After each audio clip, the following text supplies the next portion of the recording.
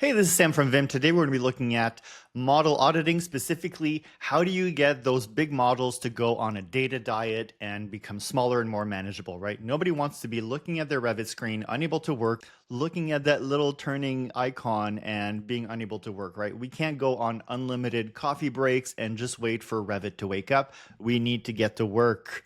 All right, so the first thing we're going to do is look at our Mesh's top offender report in Power BI, and this is going to show us what has been overmodeled. And really, it's sorted from the top right. So if we look at this real quick, we're going to see this is a 27 million triangle model, and this is after the Vim geometric optimization. And this particular desk here is responsible for 2.6 million out of the 27 million. So basically, 10% of the model is this silly little desk.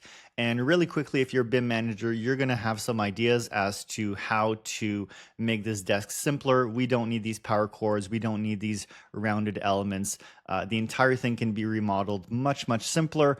And look at all the silly little detailing here that brings zero value to the project. So what we want to know when we're throwing away garbage geometry is, well, can I tell it's a desk? Is it going to clash if there's a duct running right through it, right? And if you are making some sort of rendering or maybe a movie inside of the office where you really need those nice chairs, well then you really have to start thinking about using the coarse, medium, and fine level of detail inside of Revit. That's exactly what it was used for. It allows you to do your movie-like stuff while having productive models at the same time. So it's really the best of both worlds, but it relies on humans. So if you don't do the work, it's not going to happen.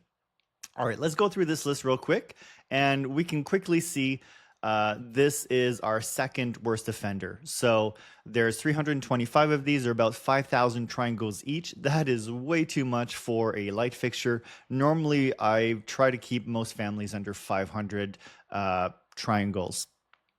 Now, there's a heatsink in here, right? Nobody needs to see that heatsink. We're not making a movie inside of the ceiling. We can simply make a giant block, perhaps even just a cube.